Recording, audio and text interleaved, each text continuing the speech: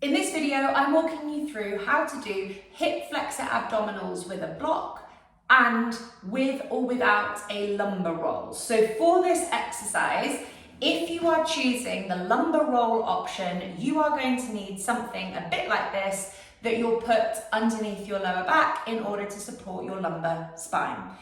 It's up to you whether or not you choose this option. What I recommend is trying this exercise both ways, with or without a lumbar roll, and just seeing which one feels better for you. The more that you can learn to trust your own instincts on things, the quicker you will become the expert of your own body and learn to speak your body's language. You're also going to need a yoga block or a firm pillow. So let's get straight into it. Lumbar roll on the floor, and that is going to go under, no surprise here, my lumbar spine.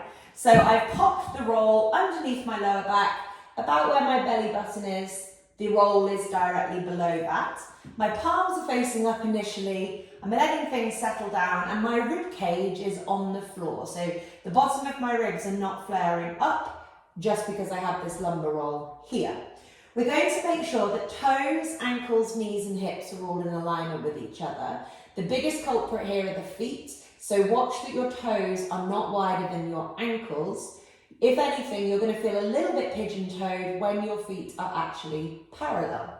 You're going to put your yoga block, what I would call the medium way around, so whatever way around keeps your kneecaps at hip width apart, not narrower, not wider, and popping it in between your knees like so. Palms facing up to start with, so just getting a sense of how your body feels here. Toes, ankles, knees and hips in alignment. You don't want the feet too far away from the body. The further the feet are away from the body, the more you're likely to find that you flare your rib cage and kind of overly arch your lower back. Have the feet close to you because you're going to be able to control your hips much better when your feet are closer to your body.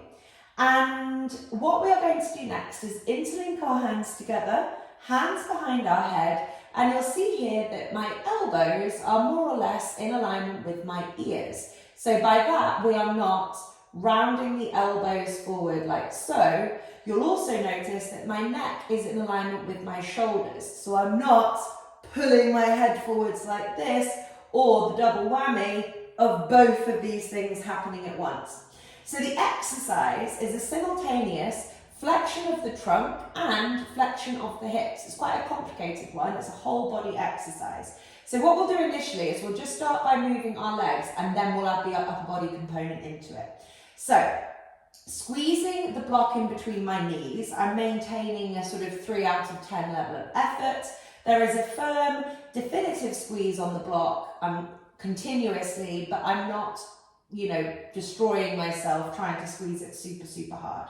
The movement in the lower body is like this, okay? So my knees lift up off the floor simultaneously, they pause for a second, and then they slowly lower down so that my feet touch the floor fully, and the muscles around the kind of trunk and the hips relax in between the reps. What we don't want is you doing this. So lifting the legs up, pointing your toes to touch the floor and bringing them back up again, or even worse, sort of dancing around like this. We want lift, hold, release, relax. Lift, hold, release, relax. As I do this, the block is being firmly squeezed throughout, and as I lift my legs, I'm not trying to get them really close to my stomach, because if I do that, my pelvis is going to roll backwards, and I've kind of lost control of what I want to happen at the hips. This should feel tiring around this hip area, inner thighs, hip flexors. There shouldn't be that much movement in your lower back here, so especially if you've got the lumbar support keeping you moving forward this way. You shouldn't be lifting your legs so high that you notice your lower back kind of roll backwards into it and flatten too much, okay? So this is kind of what's happening in the lower body. In the upper body, as I mentioned, I'm keeping my elbows in alignment with my ears. I'm using my abdominal muscles here to pull my rib cage down to lever my upper body upwards. So my abdominals are moving my rib cage, which is their roll. The back of my neck stays long, my elbows haven't come further forwards than my ears, and my head hasn't come further forwards than my shoulders. So the mistake that lots of people make when they do like abdominal crunches is actually, rather than using their abdominals whatsoever, people generally will throw their upper body upwards. So they're using momentum driven by the neck, the head, the arms and the shoulders, which doesn't build the abdominal area at all. And actually what it does is it feeds that rounded forward, like hunchback position that none of us really want and that we're all doing too much of anyway when we're sat at our desks all day. So don't worry about how high you come. Focus on where the movement is coming from. This is an abdominal exercise. It's not a let's just chuck our upper body upwards and hope for the best exercise. That's going to be aggravating neck tension and things like that. So let's get the work happening from here.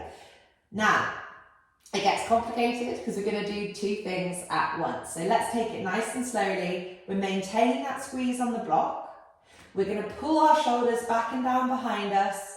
Going to keep the back of our neck long so we're not tilting our head backwards too much and sort of hyperextending our neck. And we're going to look up at the ceiling and just slightly behind us, so not excessively that your head tilts backwards, but what looking slightly behind you at the ceiling can do is it's going to stop you from leading with your head and your neck as you curl up like this. So it's going to help you engage that abdominal area. Okay. I don't know how many reps of these I'm going to do, but I'm just going to do however many feels like an appropriate amount for a video. Off we go. 1, hold, release, relax. 1, hold, release, relax. The back of my neck stays long. I'm not trying to come up too hard. I'm trying to use my abdominals to create the lift of the upper body, and I'm using my hip flexors to create the lift of the lower body. Hold, release. 1, 2, 3, release. Nice and slowly. The more you use speed, the more you go fast, the more you're probably trying to use momentum to avoid function. We're trying to wake up gently, mindfully, and with control muscles, not just chuck ourselves around, okay? So you can see here how throughout those elbows are staying in alignment with my ears. I'm not dragging that head forwards or curling my upper body. I'm using my abdominals to pull my rib cage down, and that pulling down of the rib cage creates a lever system so that the upper body rises slightly as well. Okay. I hope that was helpful, but that was hip flexor abdominals with a block, with a lumbar roll, or you can do it without a lumbar roll, whichever feels better for you.